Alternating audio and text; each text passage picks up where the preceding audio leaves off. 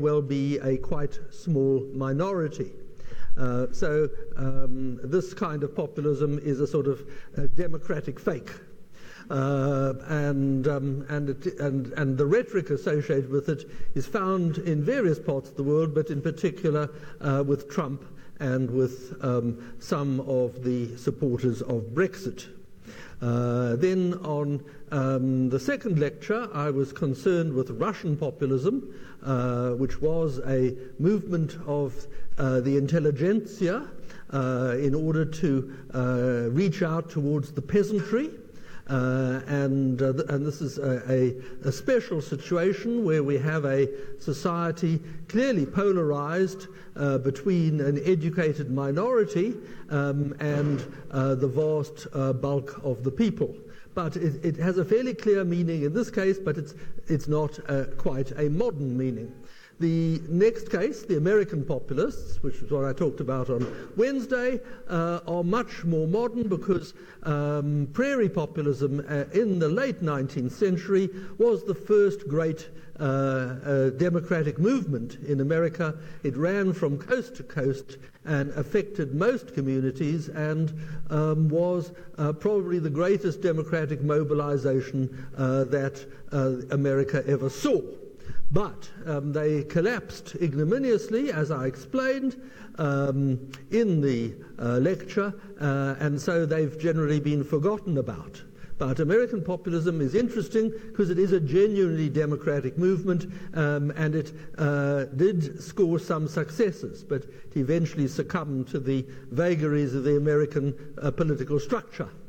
Then yesterday I was concerned to probe the origins of populism, so-called, in the advanced capitalist world, particularly the United States and Britain, and to a lesser extent in France, Germany and Scandinavia. And the crucial thing I fastened upon was deindustrialization, which is a product of two things. One, it's one of the unintended effects of trade. Trade can be highly destabilizing, and this is a deep insight due to the great Swedish economist Gunnar Myrdal. He talks about backwash, whereby opening the borders to trade can sometimes result in all the resources of a country or region being sucked away and drawn to a place where the rate of growth is greater. So a trade can sometimes be highly destabilizing and can actually destroy industries or regions or countries. And this is something which is not in the conventional textbooks, and it should be.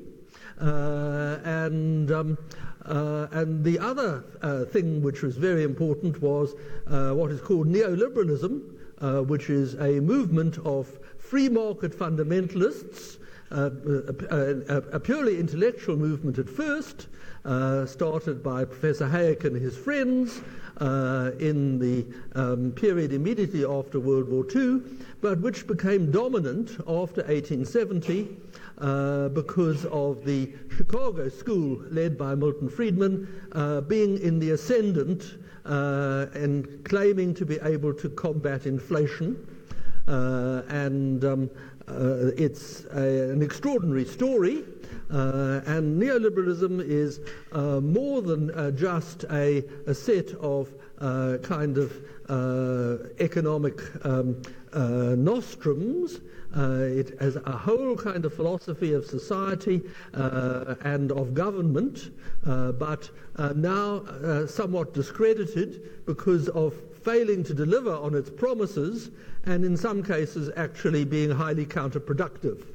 And I mentioned two horror stories yesterday. One was the mass death in the Soviet Union following on shock therapy, where one had about 1 million deaths per year for 10 years, mainly of young men, as many people were thrown out of work, factories being closed down, and facing terrible privations and loss of meaning in life. So they took to making alcohol and consuming alcohol and poisoned themselves in large numbers. An absolutely terrible story. And the other one was Chile, where the Chicago boys managed to mess up the banking system, and there was as a result of too enthusiastic deregulation. They deregulated both the foreign exchanges and the local banking system, and so there were no restraints on borrowing, and there was a kind of crazy process of banks lending madly to all and sundry and creating a terrible situation of inflation and debt, which could only be stopped by the country taking over the banking system, nationalizing the banking system. So those were the kind of things I was mentioning yesterday. Two things: backwash and neoliberalism as major causes of economic causes of this bad situation we're in many of the developed parts of the capitalist world. Now, I also said yesterday, but didn't actually follow up on it, that I was going to say a little bit about why we have such different histories in the different countries. And I meant to talk about this, but as usual, only remembered when I got home. So here's a footnote about economic decline comparing the situation in the UK and in Germany. The UK is interesting. It's a complex story. Starts in the 19th century with the abolition of the Corn Laws, major protective laws in agriculture, which happened at the end of the 1840s. And for about 20 years, this worked quite well. But after 1870, with the coming into production of the prairies of North America, Canada and the United States, grain flooded into the United Kingdom and beef came from Argentina, so British agriculture was more or less totally destroyed. And it didn't recover until after the First World War. And it's an extremely interesting story, not very well known. It's been worked on by an Israeli historian called Avner Ofer, who wrote a wonderful book about the subject called The First World War and Agrarian History. Kind of an in-joke there, I think, because people don't normally think of the First World War as a struggle over food, but the point was that it was very difficult for the British farms to reorganize after 1870 when they needed to reorganize in order to adopt different crops, to have a different balance between arable and pasturage, to have perhaps different sizes of farms, all these kinds of things. They needed a general reorganization of the farming system as a whole, and the big obstacle was not what you might think, conservatism among the farmers, but in fact conservatism among the lawyers, because Britain had a very archaic system of land registration. There were no central land registers. Title deeds were held in strange depositories all over the country, dating back to the Middle Ages, and if you wanted to buy a farm or sell a farm, it was very important to establish title by hiring a lawyer who was a specialist in going and ransacking the archives, and this process would take 18 months or 2 years because of the lack of centralization in British land registration. And it was this fact, probably far more than any other, that made for the very slow process of farm reorganization. And it was put an end to in 1921 by Tory members of Parliament insisting on establishing a central land registration.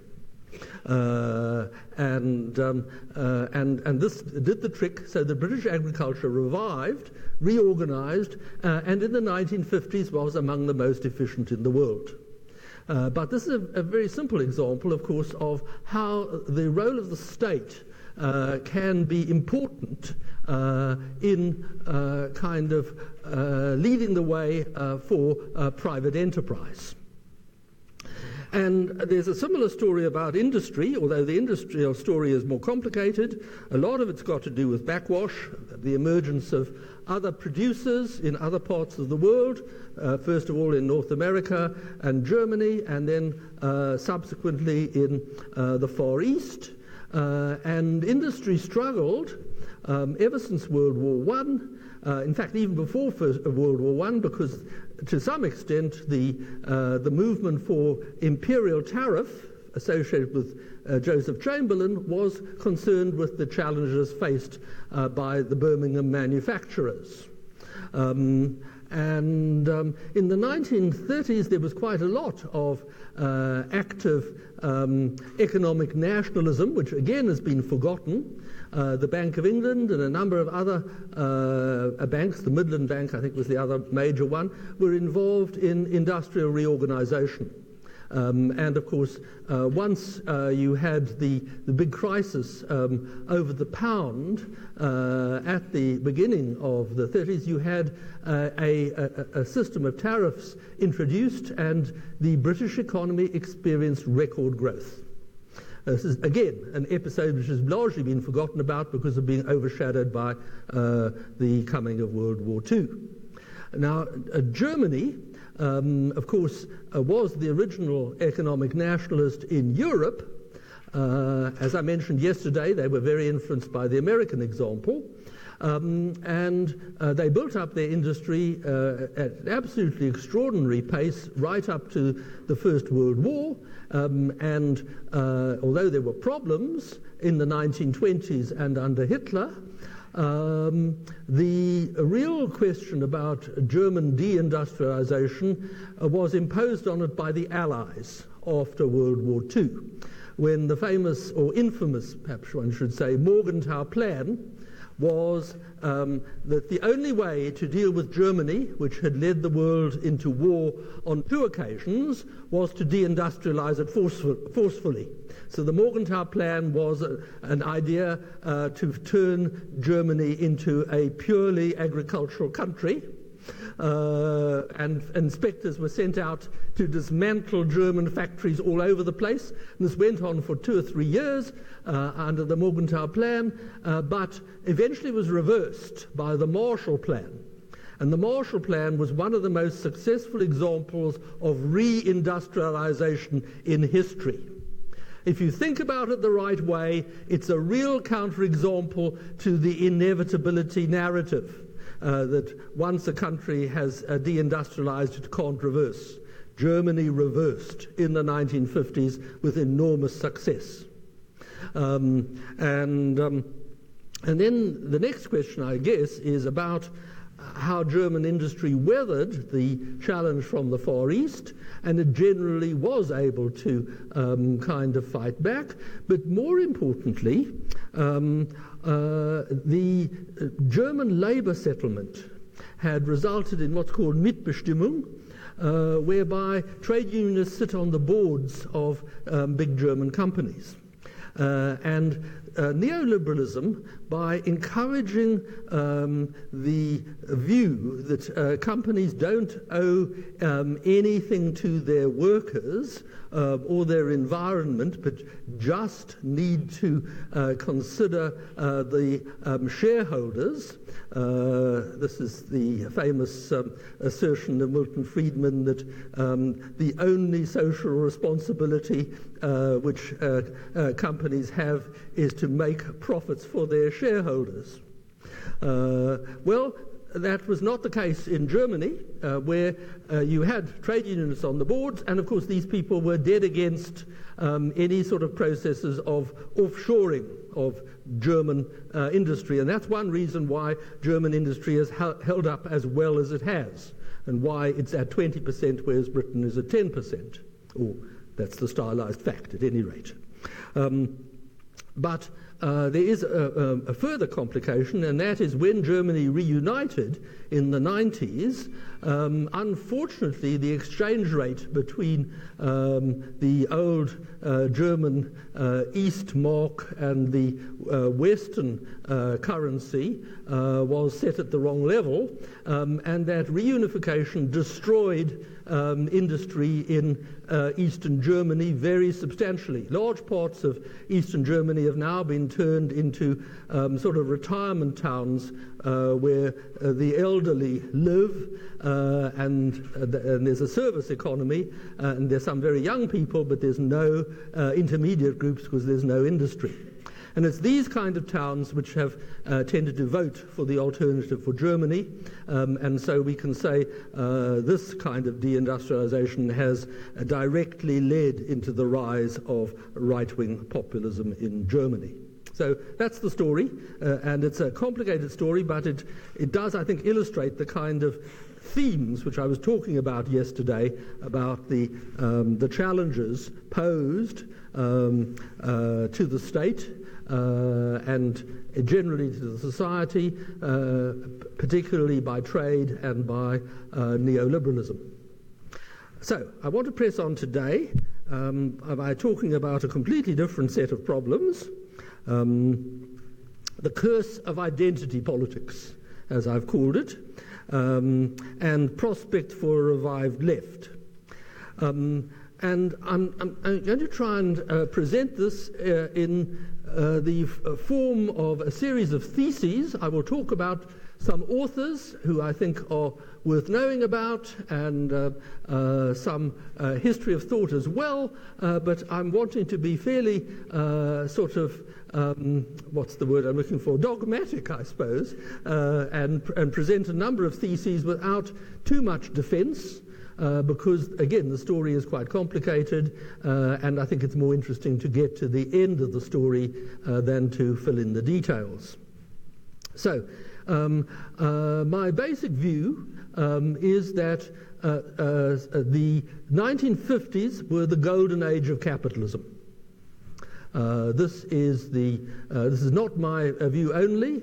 You often find this in the literature. People actually use that phrase, the golden age of capitalism. The French talk about les 30 glorieuses, the 30 glorious years after World War II.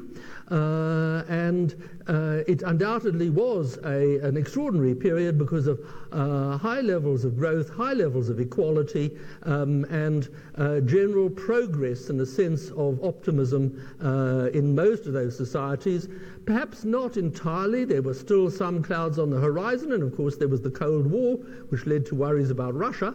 But the period of the golden age of capitalism was golden, essentially due to post-war reconstruction, Keynesian economics, and the inclusive institutions created by the New Deal in the case of America, and European social democracy in the case of Europe. Now, why did it come to an end? Well, this is much more controversial, and here I'm sticking my neck out. I have a thesis which is not madly popular. In fact, I think I'm only aware of two other people who share this view with me.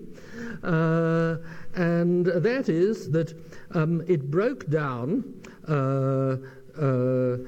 very importantly, because of intellectuals kind of doing the wrong thing. It broke down due to intellectual gatekeepers shutting down intellectual diversity. And I'll give an example of the kind of thing I mean, but there are actually lots and lots of examples. Some of the examples are fairly obvious, things like the conformity in North America induced by McCarthyism and other kind of excesses of the Cold War. But there's more to it than that. I'm thinking of things like, well, the University of Chicago Economics Department, which in the 1930s included, in addition to sort of mainstream neoclassical economists, one Marxist, one Keynesian, and one historian of economic thought. You didn't have anything like that in the 1950s. And there are a whole lot of other examples.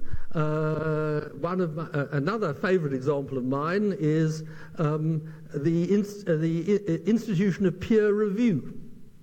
Peer review was not found in academic journals before the First World War.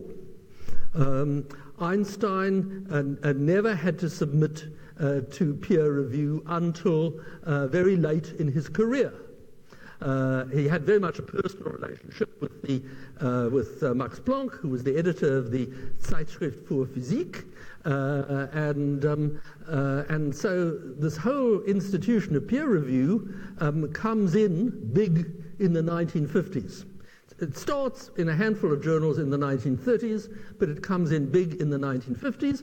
And of course, peer review can work in two different ways. It can weed out kind of amateurish efforts and efforts of which are mediocre and where people have been careless, and it can do proofreading, all sorts of useful tasks, but it can also act as gatekeepers against innovation.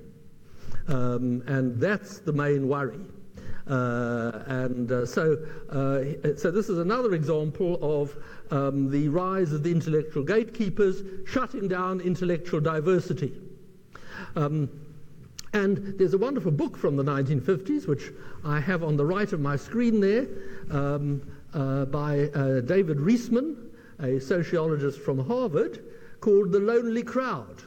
And it's an extraordinary portrait of America in the 1950s, where America is losing the old rugged individualism of the Puritan settlers and replacing it with the sort of timid conformism of the mass man, the corporate employee who has to worry about the opinions of his boss, and generally a spectre of America being overrun by other directed people with very sensitive social antennae, constantly picking up the attitudes of the people surrounding them and conforming.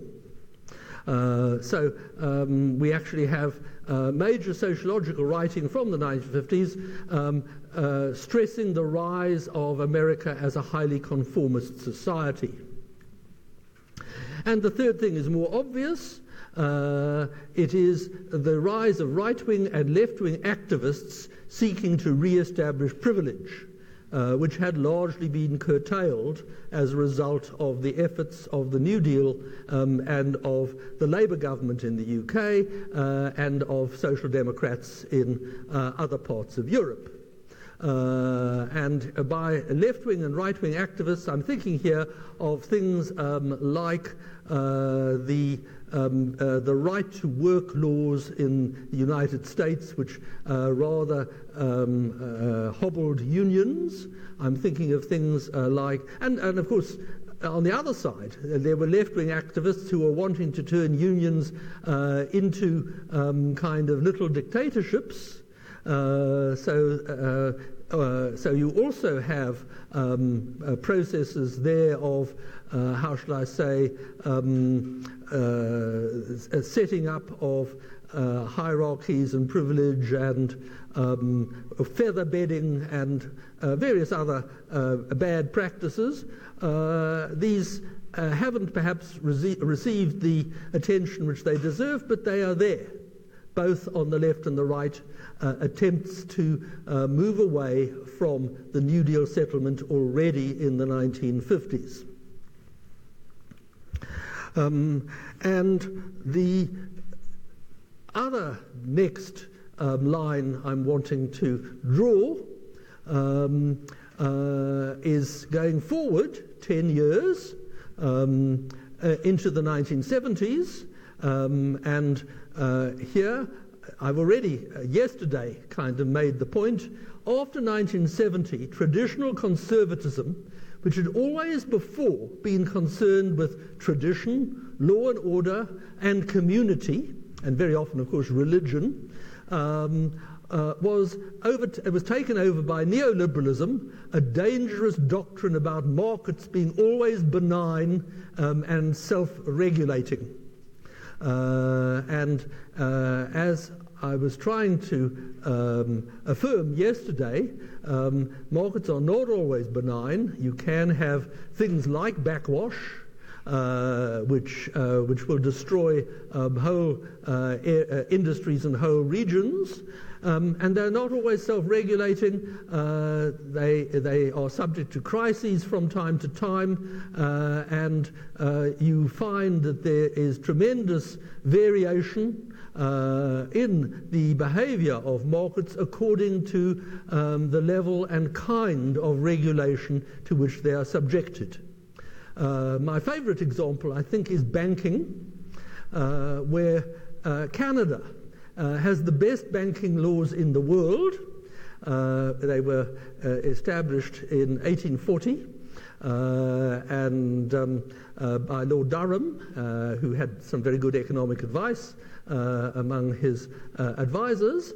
And the extraordinary thing is that Canada has not had a single major systemic banking crisis from 1840 down to the present.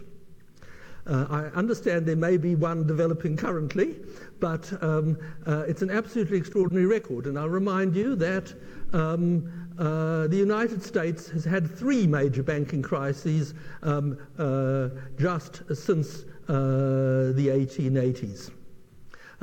So it's and a whole lot more earlier. And if you go to other countries, you'll find a similar situation. It very much depends on the laws and on the institutions whether you have banking crises or not. This is a conclusion drawn by a wonderful book by an economist called Kalomiris, looking at banking history around the world. Now, but I'm really concerned here with the ideological wanderings.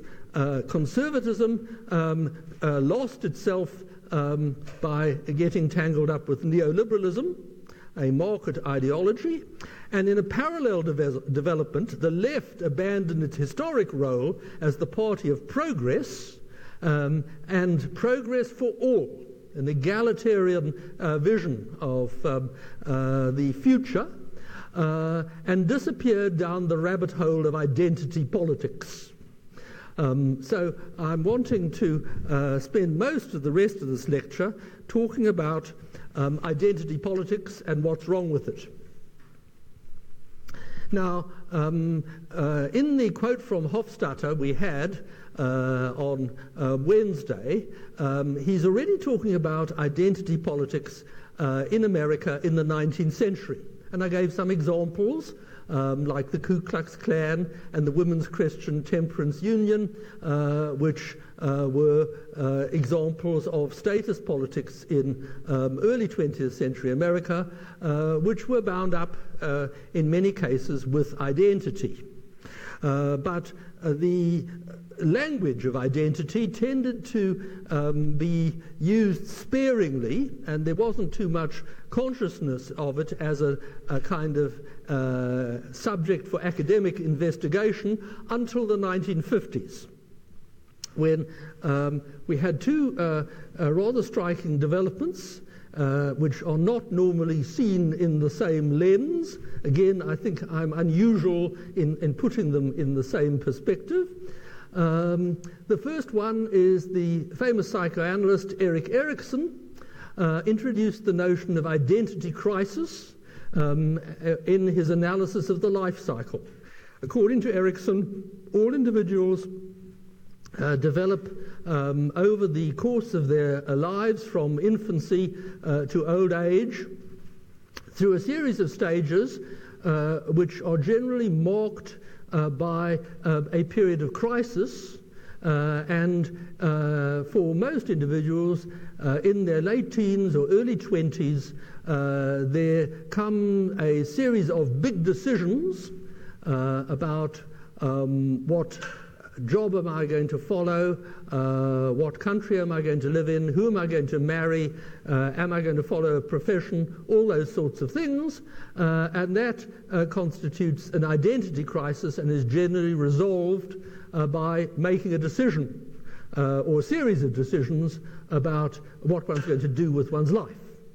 And then at the end of life, or towards maturity at any rate, it's a little bit complicated, the Ericksonian system, and I think I'm oversimplifying a bit. There's the crisis of integrity, when people look back and ask, did I kind of manage to live my life with integrity? Did I live up to my commitments, particularly the commitments which I made in my 20s?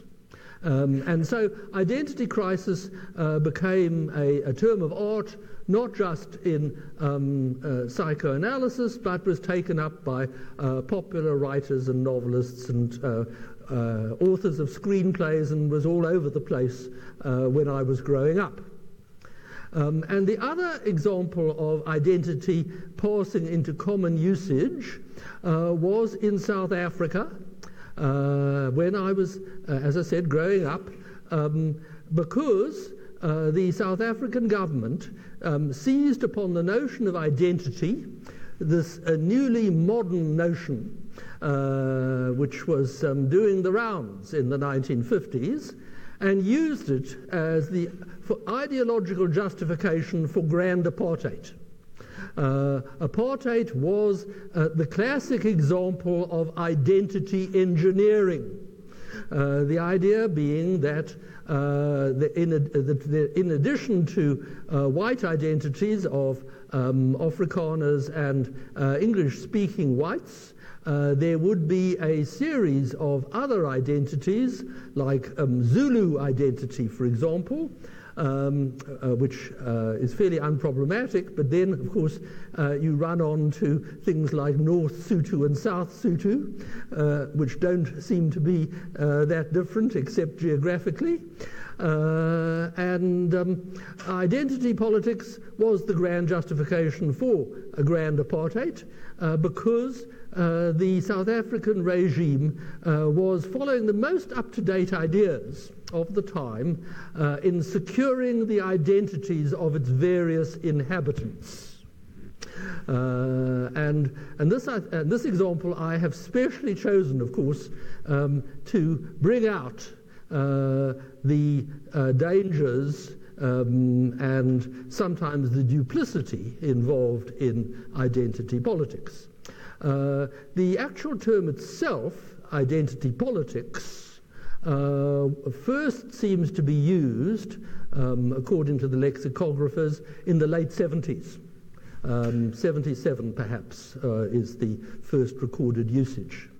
And of course, it was an American who used it, and were thinking about things like feminism. So what has tended to happen has been that the Democratic Party in particular has abandoned the working class, and it did so quite clearly and institutionally when trade unions were excluded from the Democratic National Committee, which happened in 1979, I think, and it was essentially McGovern Democrats who moved against the trade unions, because they thought the trade unions were basically going to be reactionary on foreign policy.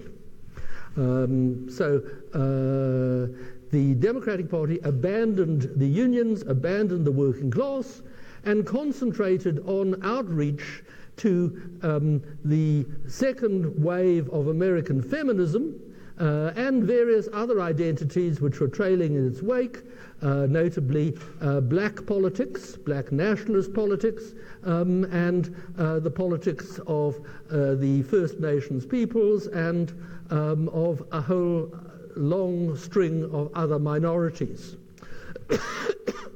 Probably the ultimate reach of this kind of search for identities to be located and recognized politically was gay politics, and the high watermark was the recognition of gay marriage under Obama.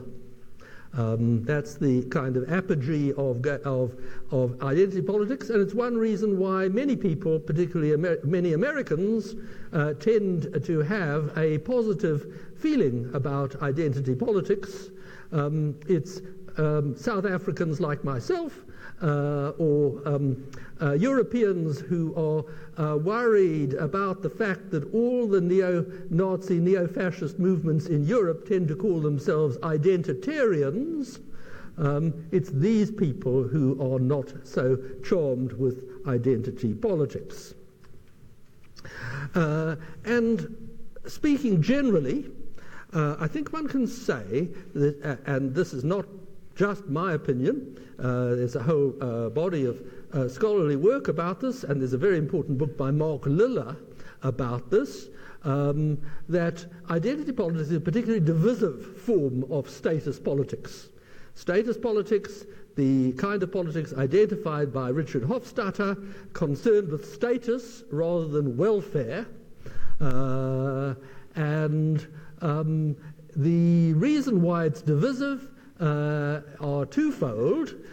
First of all, it assumes that the fundamental goal in politics is to obtain recognition of the identity of different groups, and on top of that, and more radically, that identity is construed as essence.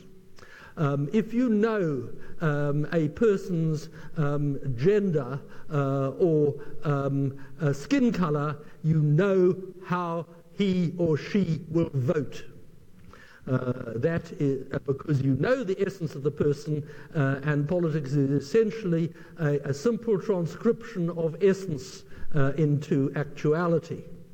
So this is the more objectionable set of ideas which go with identity politics, and some forms of identity politics are undoubtedly a form of crypto-racism, the assumption that identity is essence, and essence is fixed, and essence is determined biologically by one's the melanin content of one's skin, or by one's X and Y chromosomes.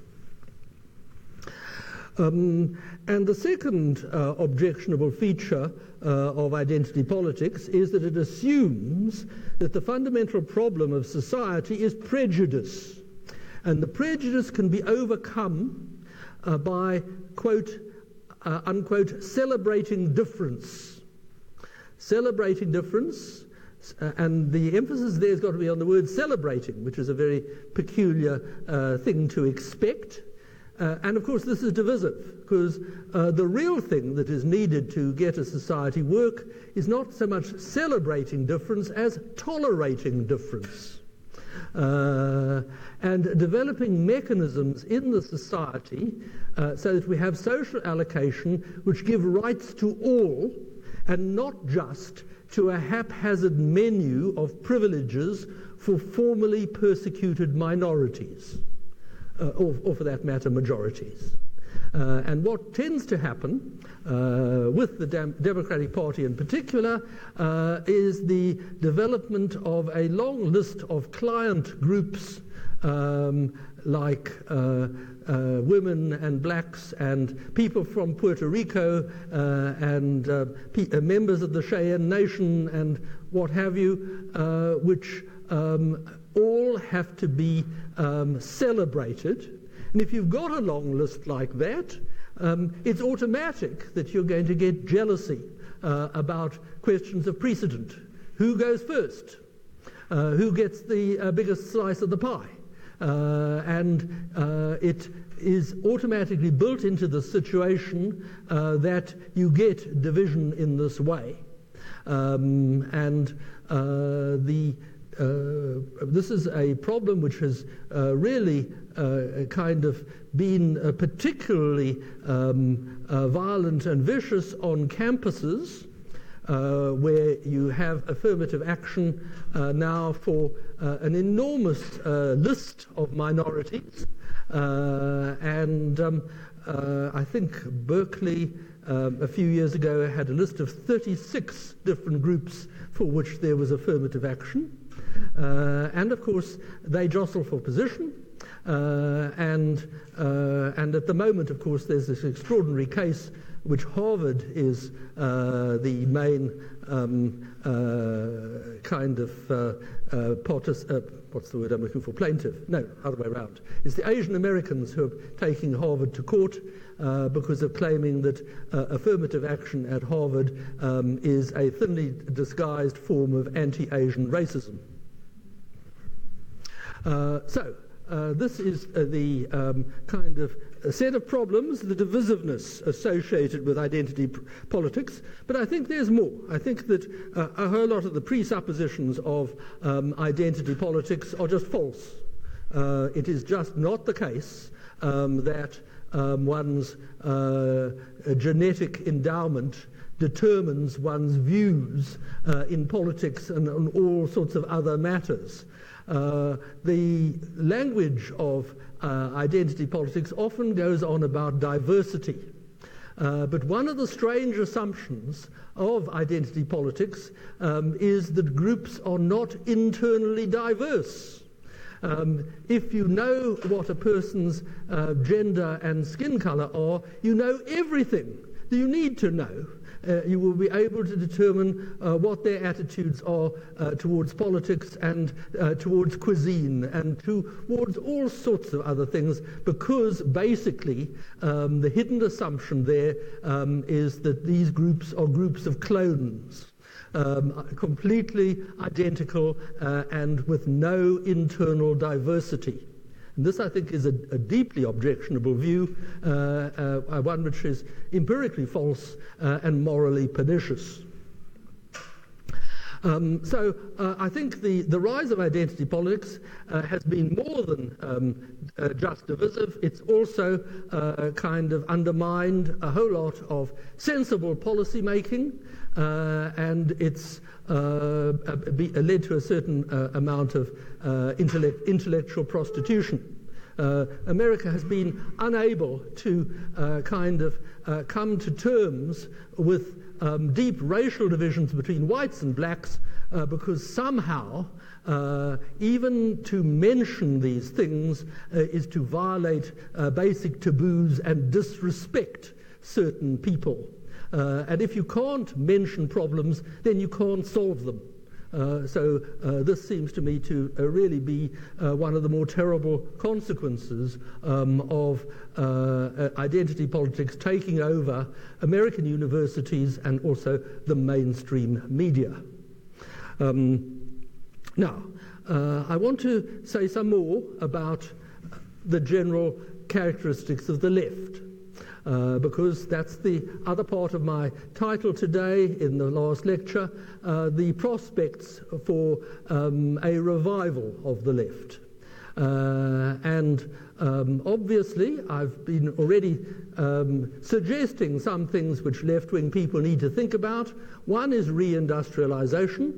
And another one is thinking about overcoming the divisions in society which tend to get exacerbated by identity politics.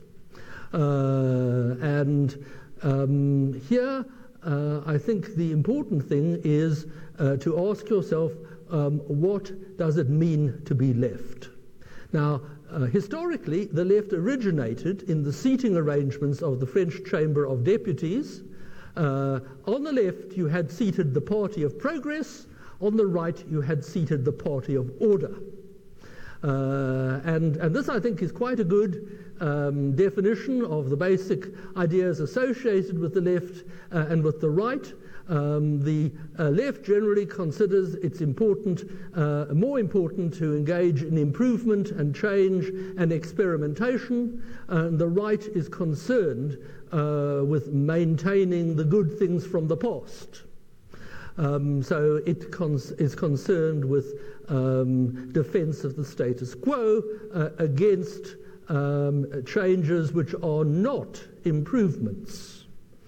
Now, the big issue here, which I'm sort of ducking to some extent, is how do we define progress? Progress can be defined in several different metrics. One can ask about the progress of welfare in society as measured by things like GNP per capita. One can ask about things like freedom, the growth of freedom over historic periods of time is terribly important in both Europe and America. You could ask about things like the progress of equality, because the Christian tradition of wanting to make sure that all God's people kind of got treated with respect and were treated equally was an important part of the historical legacy of the left. And there are various ways you can measure equality. So the problem is that there are various different ways of measuring progress, and this creates problems because different people will trade these things off in different ways. But usually, and luckily, we find historically that there have been some correlation, positive correlation between the growth of freedom and the growth of the economy, and also that there has been some sort of amelioration over the long haul of inequality. And this may be a bit of a strange thing to say today when all the headlines are shouting at one about the growth of inequality all over the world, and one has huge books like Thomas Piketty's book called Capital, about the growth of inequality throughout the world. But historically, you've got to remember that in the very long run, there has been improvement in equality in most of the Western world. It's been uneven and episodic, but it has been there.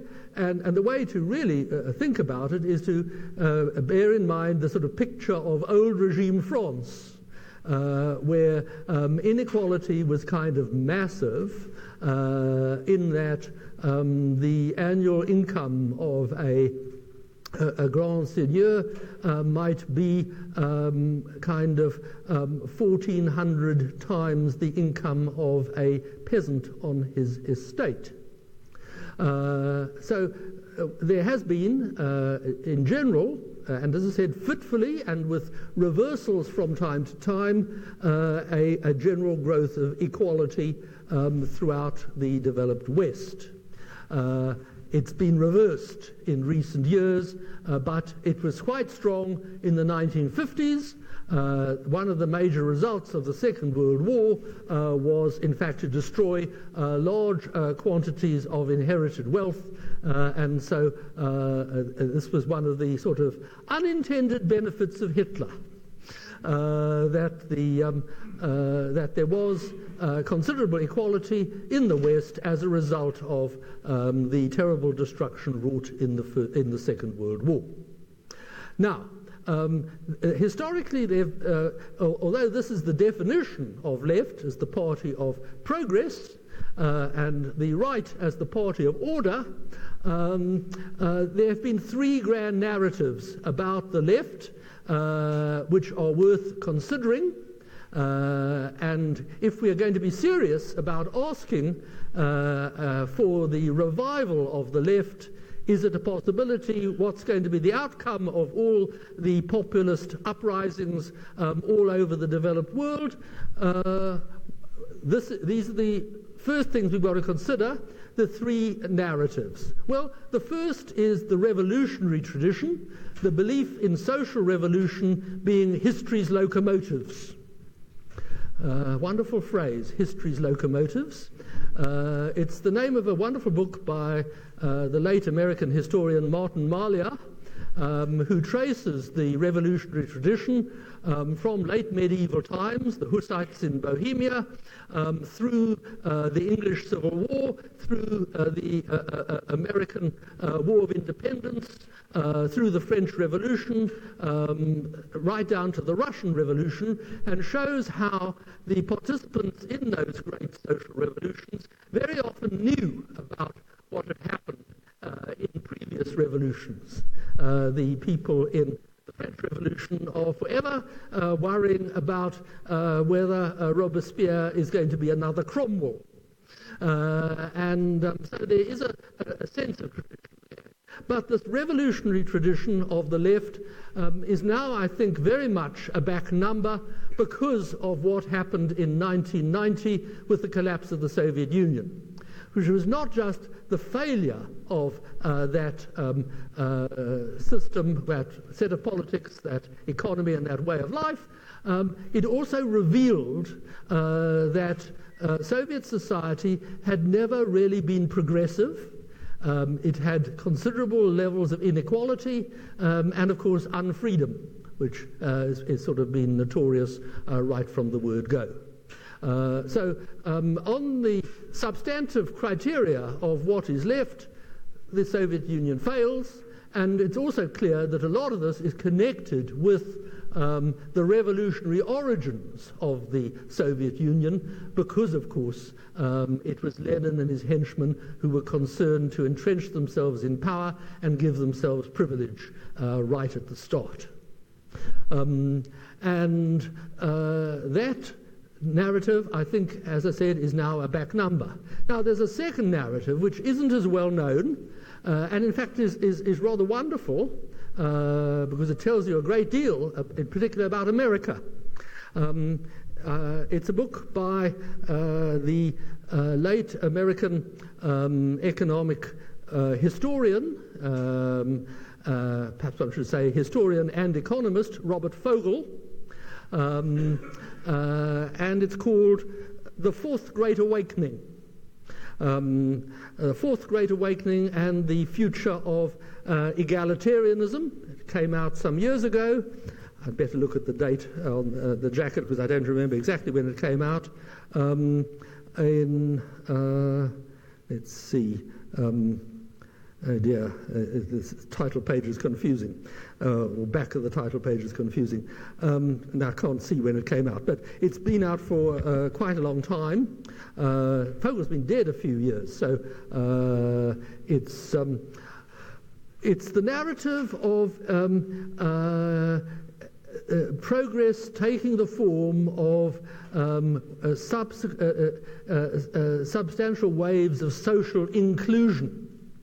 And the reason why the book is called The Fourth Great Awakening is that he starts with the religious history of the United States in the 18th century, the so-called First Great Awakening, which was an extraordinary outpouring of religious revivalism among largely Calvinist populations in New England and, more importantly, on the American frontier.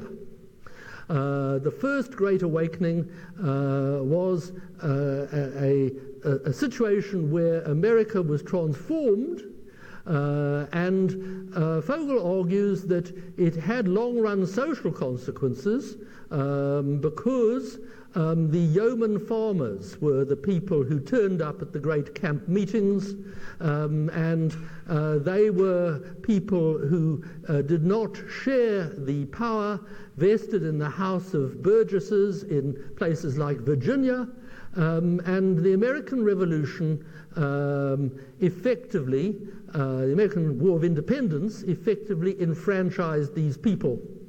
So it was an egalitarian result, but a long-range one.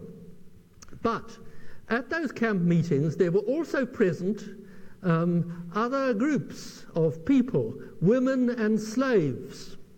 And just like the whites were capable of falling down on their knees and hailing their creator and claiming that they'd been born again, that was true also of the blacks who attended these great outdoor camp meetings.